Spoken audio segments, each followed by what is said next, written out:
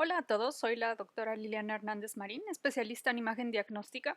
En esta clase vamos a revisar los temas más esenciales sobre la columna vertebral. Realmente no pretendo realizar una revisión exhaustiva de la anatomía y embriología, ya que estos temas los tienen prácticamente dominados desde el primer año. Realmente solo nos vamos a enfocar en los principios de imagen y cosas muy puntuales en relación a la anatomía y embriología. Cubriremos las principales patologías centrándonos particularmente en el aspecto imagenológico como siempre lo hacemos. Primero vamos a repasar algunas consideraciones sobre la terminología anatómica aplicada en radiología. La columna cuenta con 5 regiones: la columna cervical, compuesta por 7 vértebras, la torácica o dorsal, compuesta por 12, la lumbar, compuesta por 5 vértebras, y la sacra, compuesta por 5 vértebras generalmente fusionadas, al igual que las vértebras de la región coxígea con 4 vértebras. En pacientes que ya han logrado la bipedestación, la columna cuenta con 4 curvaturas: 2 lordosis aquí a nivel cervical y lumbar, y 2 hifosis aquí a nivel torácico y sacrocoxígeo. Recuerden que en los niveles cervicales tenemos 8 nervios espinales, los cuales transcurren por arriba del cuerpo vertebral. Las raíces de C1 transcurren por arriba de C1, el nervio C2 transcurre entre C1 y C2 y así sucesivamente, hasta el nervio C8, el cual transcurre entre C7 y T1.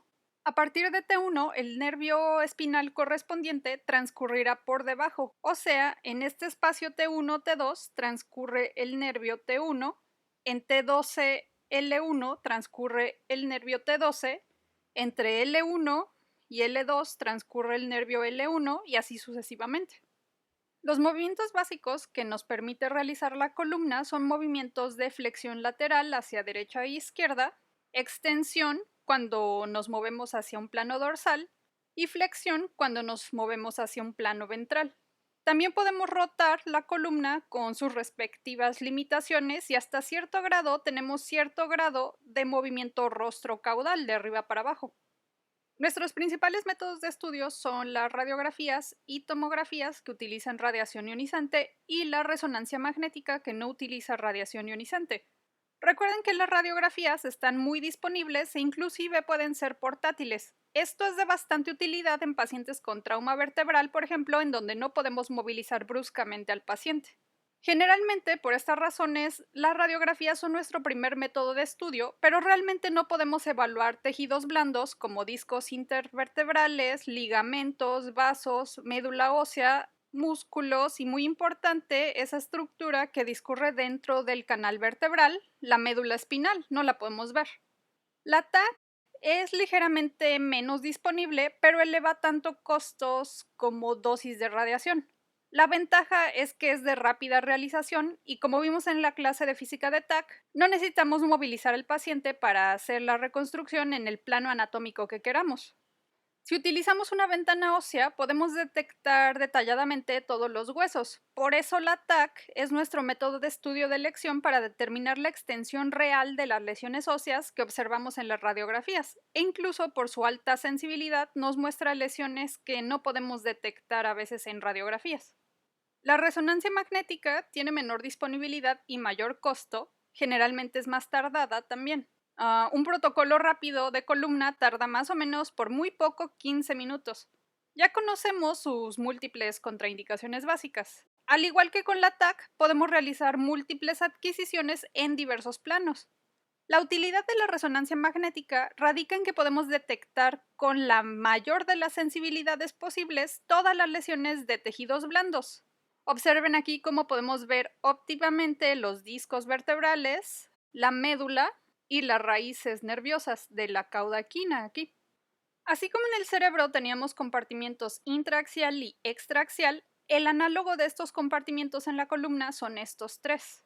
Las lesiones que se generan dentro de la médula espinal las conocemos como intramedulares. Generalmente son lesiones de las neuronas medulares o tumores, como en este caso que estamos viendo aquí, un astrocitoma. Las lesiones que están por dentro de la dura madre, que sería esta capa, pero por fuera de la médula, que tiene una recubierta de pia madre, son las lesiones intradurales pero extramedulares, Un ejemplo son los meningiomas o lipomas, como este que vemos aquí, que está empujando la médula espinal hacia ventral. Finalmente, tenemos lesiones que se originan por fuera de la dura madre, o sea, en el espacio epidural, en los huesos vertebrales, en los discos vertebrales, cualquier estructura por fuera de la dura que afecte a la columna. Aquí vemos metástasis que afectan a los cuerpos vertebrales y penetran hacia el canal espinal, movilizando aquí la médula hacia dorsal, la médula con todo y dura madre.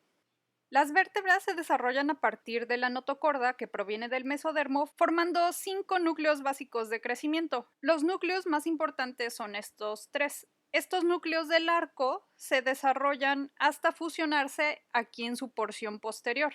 En recién nacidos podemos observar estos núcleos de crecimiento aún como un núcleo central para el cuerpo y 2 núcleos para los arcos. En estas regiones rostrales de los cuerpos vertebrales tenemos estos núcleos epifisiarios superiores y en la región caudal tenemos a los núcleos epifisiarios inferiores.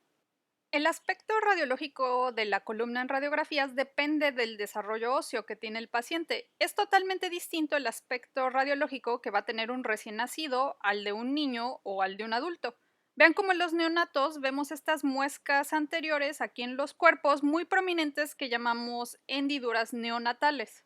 En niños sin madurez esquelética podemos ver núcleos que veíamos rostrales y caudales en relación con los cuerpos epifisiarios anulares superiores e inferiores. De la misma forma que en los neonatos podemos realizar un ultrasonido transfontanelar para ver el cerebro, en los neonatos menores de 3 meses podemos realizar un ultrasonido de columna en donde podemos evaluar los compartimientos intramedular, intradural y extradural, como estamos viendo aquí. Estos son cortes longitudinales y estos son cortes axiales. Esta valoración ecográfica es muy difícil, casi imposible de realizar en adultos y niños mayores. No vamos a revisar cada elemento de toda la anatomía que les he listado, ya que tardaríamos horas. Ya saben que pueden descargar estas diapositivas para que las revisen detalladamente por su cuenta. Para hablar de patologías de columna, es muy importante considerar este grupo de estructuras anatómicas que forman al espacio intersomático o complejo osteodiscal. Está compuesto por las porciones inferiores o superiores de los cuerpos vertebrales, en donde tenemos hueso corporal, una placa subcondral y un platillo terminal. Además tenemos al disco intervertebral, compuesto por un núcleo pulposo y un anillo fibroso. En las radiografías de forma normal no podemos visualizar al disco o al cartílago ya que son tejidos blandos, solo podemos inferir su presencia aquí. En la TAC, los discos se pueden visualizar de una forma menos fina, pero son parcialmente visualizables, como pueden ver aquí. El estudio más detallado en donde podemos observar al espacio intersomático con todas sus regiones y elementos es la resonancia magnética, en donde vean cómo podemos definir incluso las 2 regiones del disco intervertebral, aquí el núcleo pulposo, aquí el anillo fibroso. Además, vean cómo podemos observar a las estructuras dentro del canal raquídeo, en este caso el líquido cefalorraquídeo y a la cauda equina. En cuanto a los discos intervertebrales, es importante conocer que los cervicales tienen una altura aproximadamente igual. De los torácicos nos llama la atención que tienen una altura menor que la de la columna cervical, pero conservan la misma altura en todo el segmento, a diferencia de los discos lumbares, los cuales aumentan progresivamente de altura, excepto en L5 y S1, en donde la altura puede ser igual o ligeramente menor que la del nivel L4-L5. El conocimiento de las partes que componen al espacio intersomático nos lleva al concepto de la unidad funcional vertebral, la cual representa el segmento más pequeño que puede realizar movimientos independientes en la columna. Tiene prácticamente las mismas características a partir de la vértebra C3 hasta L5. Recuerden que la columna cervical difiere de los segmentos torácicos y lumbares en que las vértebras cervicales presentan forámenes transversos para el paso de la arteria vertebral. C1 y C2 son vértebras completamente atípicas, mientras que de C3 a C7 las facetas tienen una orientación predominantemente oblicua, de esta forma más o menos, además de que sus procesos transversos y espinales son más cortos en la columna cervical. Teniendo esas características especiales de la columna cervical en cuenta y simplificando la biomecánica al retirar la importancia de todos los ligamentos y músculos, nos quedamos con el principio de que cuando estamos en bipedestación, la columna siempre está bajo una carga en plano axial, que está siguiendo pues básicamente a la gravedad. 70% de esta fuerza se transmite hacia los cuerpos vertebrales y discos intervertebrales, pero es importante considerar que 30% se transmite hacia las articulaciones facetarias en estos segmentos posteriores de las vértebras. Recuerden que estas articulaciones facetarias son articulaciones sinoviales. La unidad funcional vertebral explica mucho los cambios que sufre una columna simplemente por el hecho de existir, ya que si permanecemos con la posibilidad de bipedestación y marcha, estas cargas axiales siempre van a estar presentes. Con el envejecimiento, estas unidades funcionales vertebrales van a comenzar a resentir estas fuerzas. Otro concepto general y muy importante es la alineación vertebral. Para la valoración en radiografías laterales o estudios seccionales como taco-resonancia magnética en reconstrucciones o adquisiciones sagitales, siempre tenemos que valorar la integridad de estas líneas que denotan la integridad de estructuras que están estabilizando a la columna. Esta línea vertebral anterior denota la integridad del ligamento longitudinal anterior. Tenemos una línea vertebral posterior que denota integridad del ligamento longitudinal posterior, sobre todo, pero también del anterior y de los cuerpos vertebrales. La línea espinolaminar la trazamos desde el opistion, que es esta parte, hasta C7, formando esta línea aquí por la unión de las láminas con las apófisis espinosas.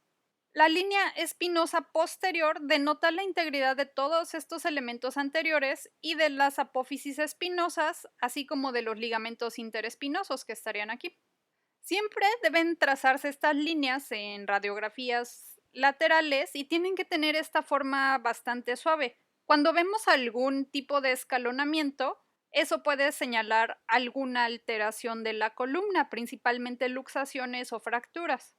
En la columna lumbar y torácica tenemos este mismo concepto de las líneas, pero formando a las columnas de Dennis, anterior, medial y posterior, cada una con sus estructuras respectivas. Recuerden la presencia de este ligamento amarillo en el borde anterior de las estructuras que forman a las estructuras posteriores, ya que es muy importante, sobre todo en el contexto de la degeneración. Estas columnas de Dennis, como vemos aquí, señalados aquí más o menos por estas líneas, deben ser igual, continuas de forma similar que en la columna cervical. De la misma forma, si viéramos algún escalonamiento, eso puede significar patología en la alineación. La importancia de la columna radica en el movimiento hacia todos los ejes que nos permite realizar y además el hecho de que está protegiendo a la médula espinal y a los segmentos proximales de los nervios espinales. Para poder moverse sin dañar su contenido y a los mismos elementos anatómicos de la columna, se requiere de estabilidad, la cual básicamente se lleva a cabo mediante un equilibrio entre un sistema de control neuronal desde el sistema nervioso central, aquí lo puse en inglés, perdón, un control activo con el sistema muscular y un sistema pasivo mediante los huesos y ligamentos y articulaciones de la columna. Al hablar de estabilidad en la columna, estabilidad se refiere a la habilidad de la columna para limitar patrones de desplazamiento al someternos a cargas o fuerzas externas que puedan dañar o irritar a la médula o raíces nerviosas. Por ejemplo, nosotros no podemos girar nuestro cuello como en la escena clásica del exorcista, ya que esto dañaría la médula o nervios. Tampoco podemos de manera fisiológica hiperextender o hiperflexionar la columna más allá de donde podríamos dañar su contenido y a las mismas estructuras. Cuando ocurre alguna situación que dañe a este equilibrio, la columna puede volverse inestable. Esto ocurre, por ejemplo, con trauma. Imagínense en esta sección medular. Puede ocurrir también por cambios degenerativos que pueden causar fracturas o cambios hipertróficos en las carillas articulares, modificar ligamentos, etc. La inestabilidad de la columna la definimos como el desplazamiento excesivo de la columna que resulta en déficit neurológico, deformidad o dolor. Básicamente nos damos cuenta visualmente que la columna es inestable cuando observamos interrupción de las líneas cervicales o de las columnas de Dennis en sentido ventrodorsal o también cuando hay desplazamientos laterales. Por ejemplo, una fractura que seccionara a la columna de esta manera, esto dejaría inestable a la columna. Igual aquí como vemos este tipo de deslizamientos.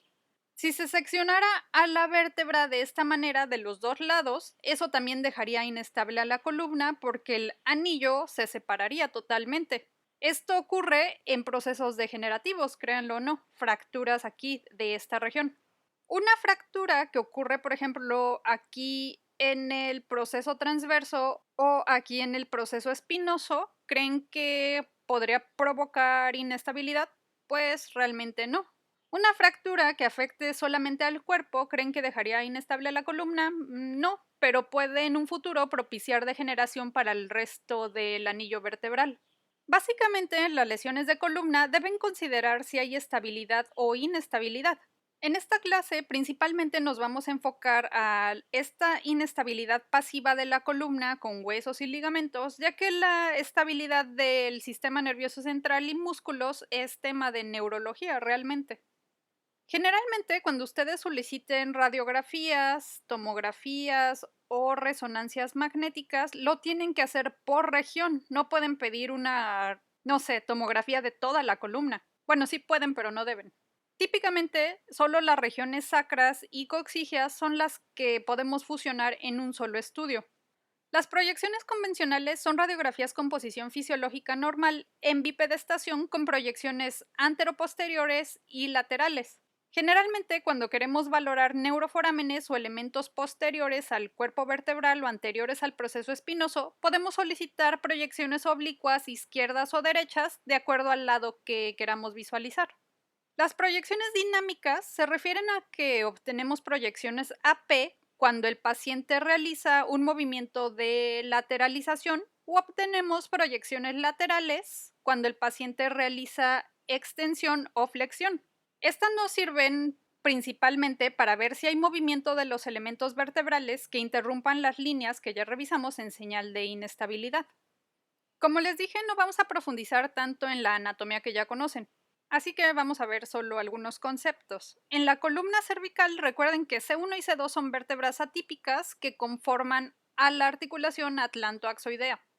Podemos observar en esta radiografía lateral de manera normal una discreta lordosis y tienen que revisar la correcta aposición de las articulaciones facetarias desde C2, C3 hasta C7 y T1. Vean cómo podemos verlas aquí y aquí se las marqué con amarillo. La línea espinosa laminar decíamos que tiene que ser regular, que estaría aquí. Los espacios interespinosos de C3, C4 a C7, T1 tienen que tener una distancia regular que vemos aquí en azul. En la proyección anteroposterior nos llama la atención la articulación a través de los procesos articulares que estamos viendo aquí lateralmente y podemos identificar aquí a la vértebra T1 ya que tiene al primer par de costillas. Por lo tanto, está C7, C6, C5, C4, C3 y no podemos observar aquí a C2 y C1 debido a que se está interponiendo la mandíbula. ¿Qué es lo que podemos hacer si queremos ver C2 y C1 en anteroposterior? Pues tenemos que solicitar una proyección transoral o con boca abierta en donde vean cómo a través de la mandíbula y de la maxila podemos observar aquí al axis o C2 con su apófisis odontoidea y a C1 o al atlas. En esta proyección es importante verificar estos bordes de las masas laterales de C1, que son estos, los cuales se deben articular de una manera regular con los procesos transversos del axis. Vean cómo forma una línea muy recta. Este concepto sobre todo es útil en la evaluación de trauma cervical. En las proyecciones oblicuas de la columna cervical podemos valorar de manera óptima los neuroforámenes por donde salen las raíces nerviosas, vasos sanguíneos y grasa epidural. Estos deben ser amplios. También podemos valorar con esta proyección de forma óptima los pedículos que vemos aquí. Es frecuente que con la degeneración de la columna habitual, que puede existir en la columna cervical, estos neuroforámenes se comiencen a estenosar, como estamos viendo aquí. Comparen este neuroforamen normal con este de aquí. Los neuroforámenes se estenosan particularmente porque comienza a haber pérdida de altura de los espacios intersomáticos y cambios degenerativos que vamos a revisar en la sección respectiva. Aquí particularmente vemos que este neuroforamen está estenosado, ya que las articulaciones apoficiarias aquí tienen hipertrofia degenerativa en sus carillas articulares y además el espacio intersomático de C4 y C5 ha disminuido, o sea, la altura discal ha disminuido. La columna dorsolumbar difiere de la cervical en que sus procesos transversos y sus procesos espinosos son más prominentes, al igual que la masa de los cuerpos vertebrales. En estas radiografías de una vértebra modelo aislada, noten cómo los pedículos los vemos como estas barras en las proyecciones laterales, mientras que en las proyecciones anteroposteriores tienen esta forma de ojos, podríamos decir. Algunos dicen que parecen ojos de búho. Con detenimiento después revisen la anatomía, que recalco que creo que ya vieron hasta el cansancio. Las proyecciones convencionales de la columna torácica son anteroposterior y lateral, en donde tenemos que observar a los 12 cuerpos vertebrales con dos o más vértebras lumbares. Sabemos que esta es la vértebra doceava porque estamos viendo a las costillas articuladas aquí. Pueden también contarlas, si ustedes gustan, desde la primera costilla hacia caudal, pero creo que es más sencillo así. Fisiológicamente, la columna dorsal mantiene una hifosis que tiene ciertos criterios para considerar normal que ya vamos a revisar. Vean cómo los espacios intersomáticos o interdiscales y los cuerpos vertebrales aquí están manteniendo una altura regular y las columnas de Denis están completamente conservadas. Podemos ver en esta proyección antero-posterior esta línea central que se está formando aquí por estas estructuras que son las apófisis espinosas. Estas apófisis espinosas las vemos aquí ocultas por las costillas, pero podemos ver visibles aquí en las porciones más caudales.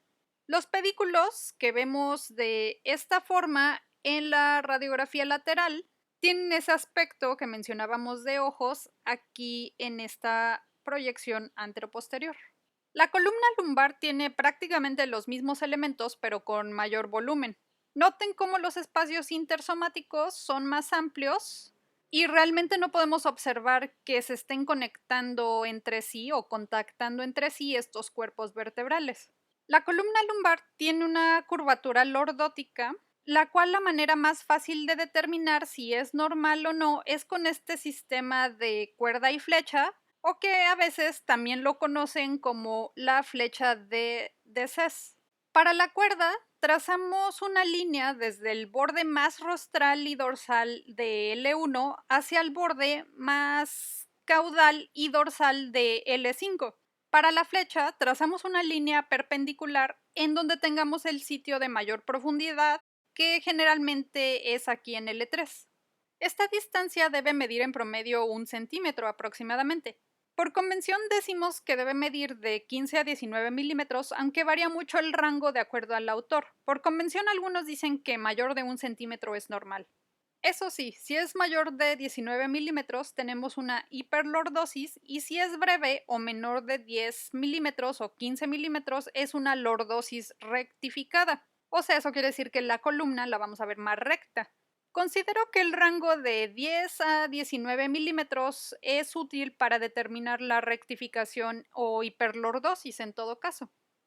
En la columna lumbar, en sus proyecciones oblicuas, noten cómo se forma esta imagen denominada signo del perro terrier escocés por la similitud aparente que tiene con este tipo de perros.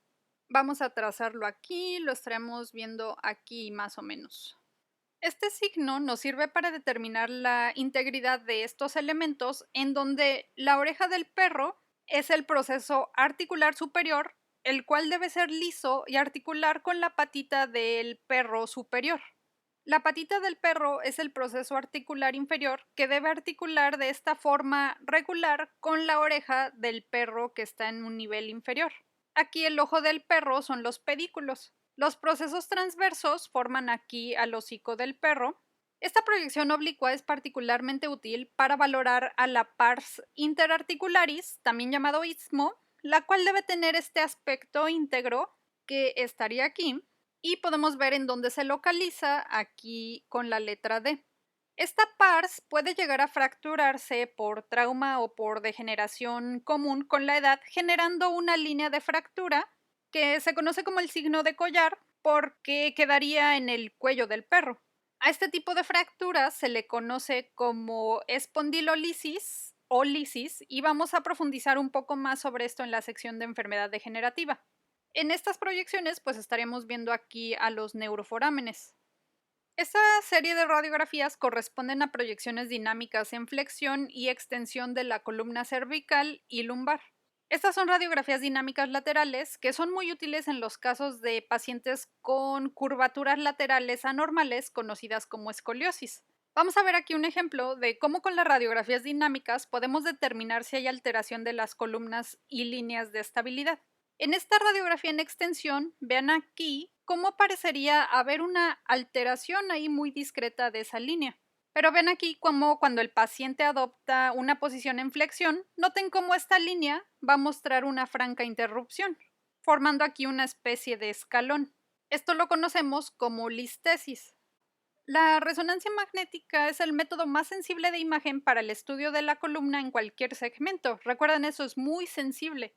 Noten cómo podemos distinguir cada disco intervertebral y estructuras óseas vertebrales anteriores y posteriores en estas adquisiciones sagitales, particularmente en estas secuencias T2, en donde el líquido cefalorraquídeo es hiperintenso o brillante, podemos diferenciar a la médula espinal, que está aquí, al cono medular y a la cauda equina.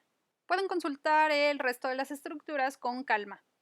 Aquí tenemos el aspecto axial en los diferentes niveles de adquisiciones axiales en secuencia T2. Vean cómo todas tienen líquido cefalorraquídeo hiperintenso.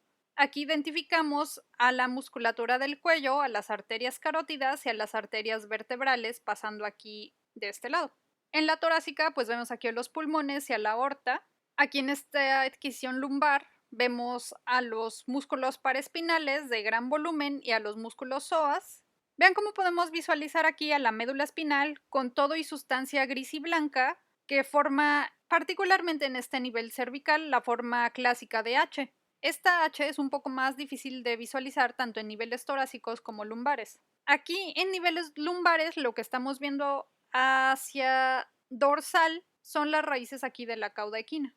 En la columna lumbar, vean cómo diferenciamos bien a los espacios intersomáticos con sus discos intervertebrales en cada nivel. Podemos ver aquí al cono terminal, que en adultos está a nivel de L1, L2, como en este, o a veces también puede estar a nivel T12, L1. En este mismo plano sagital, hacia porciones externas más parasagitales, ya sea derecha o izquierda, podemos observar a los neuroforámenes con la raíz del nervio que estamos señalando aquí con el número 22, que está discurriendo a través de este neuroforamen.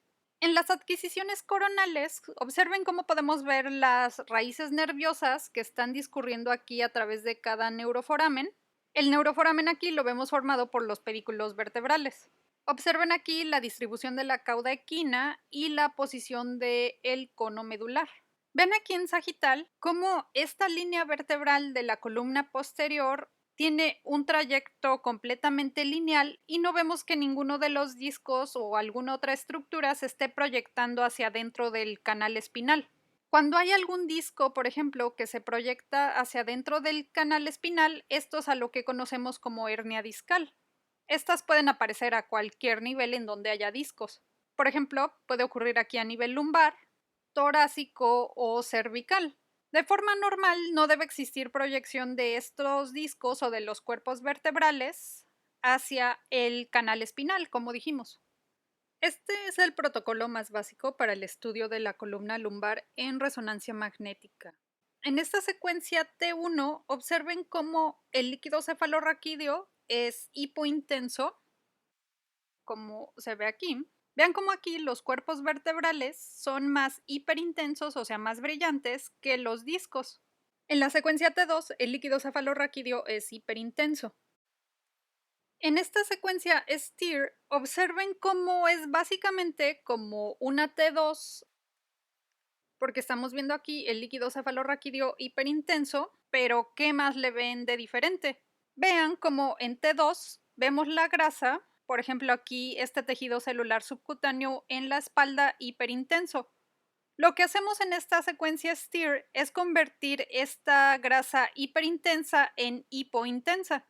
Vean aquí el tejido celular subcutáneo, grasa peritoneal aquí dentro, e incluso aquí esta grasa epidural, como ahora es hipointensa, o sea, ahora es oscura. A este oscurecimiento de la grasa le llamamos saturación grasa. Ya vimos esto de la saturación en la clase de nomenclatura de resonancia magnética. Recuerden que esto nos sirve ya que en resonancia magnética los hallazgos sospechosos de patología son las hiperintensidades en T2, porque usualmente la patología está en relación a edema. El líquido es brillante en T2 y por lo tanto pues el edema es brillante en T2. Si la grasa es hiperintensa, pues eso nos puede confundir y no nos ayuda a detectar edema, porque pues tanto grasa como líquido son hiperintensos. Pero vean cómo aquí con la saturación podemos ver solo selectivamente las regiones que realmente tienen líquido, como en este caso pues el líquido cefalorraquídeo. Si hubiera alguna patología, por ejemplo en la vértebra, veríamos hiperintensidad ahí. Esta lesión que vemos aquí es un mioma.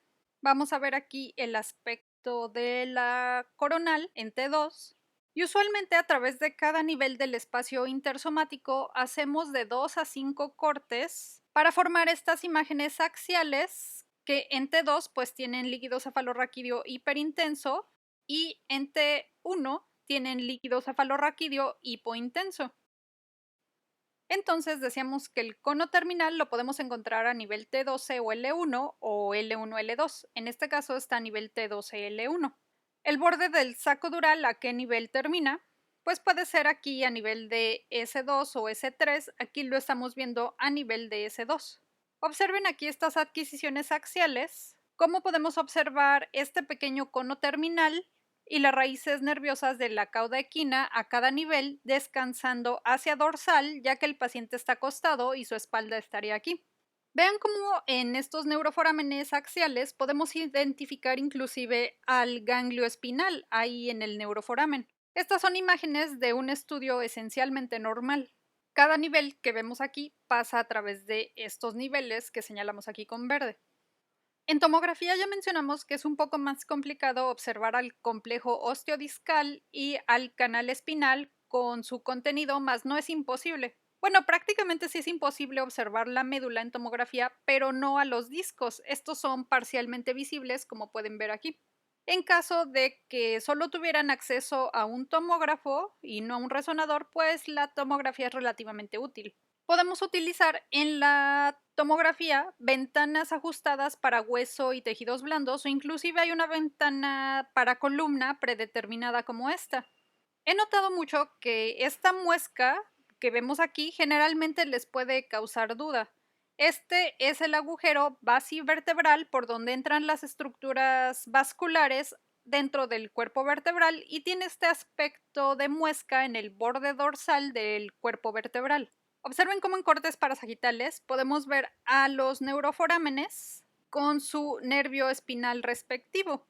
Vean aquí el aspecto de las articulaciones interapofisiarias.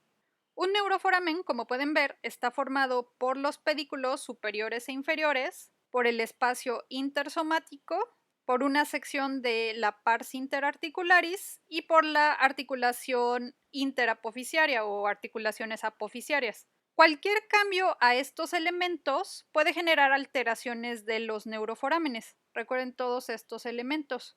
También el cuerpo vertebral. Este corte axial corresponde a este nivel en donde podemos observar aquí al ganglio espinal y este corte más inferior corresponde a este de aquí en donde quiero que vean cómo estas articulaciones apofisiarias aquí están bastante conservadas.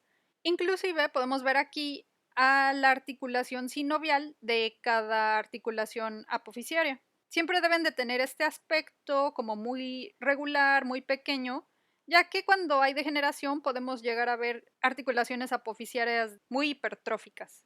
Aquí tenemos ejemplos de algunos de los cambios quirúrgicos más frecuentes que verán en estudios de imagen de columna.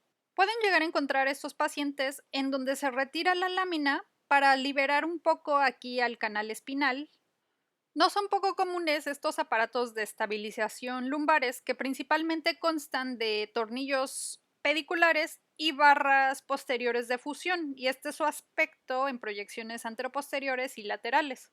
A veces algunos pacientes tienen prótesis metálicas discales, como esta que estamos viendo aquí, en esta tomografía. Hay otro tipo de prótesis discales que tras la pérdida de la altura discal tras degeneración se pueden poner para volver a expandir el espacio. Estas prótesis se les llama espaciadores en caja y tienen este aspecto que estamos viendo aquí en estas tomografías. Aquí también vemos en tomografía este aparato de fusión posterior. En la columna cervical, las fusiones se realizan por adelante o hacia ventral mediante placas con tornillos que van hacia los cuerpos vertebrales. Además, aquí estamos viendo cómo se retiró el disco C3-C4 que probablemente estaba herniado hacia el canal espinal. Esto generalmente se hace en la columna cervical llevando a una fusión de los cuerpos vertebrales. Así que aquí queda todo el bloque así. Aquí estamos viendo un espaciador discal dentro del espacio intersomático de C5 y C6. Puede también haber pérdida de la altura de la distancia interespinosa posterior y se colocan este tipo de espaciadores interespinosos donde se recupera la altura del espacio normal que debería de haber en este nivel. Existen muchísimas más prótesis, pero con esto se pueden dar una idea general de los aparatos y prótesis que estabilizan a la columna, como estas barras, estas placas, o también los materiales espaciadores entre los discos intervertebrales o entre los procesos espinosos.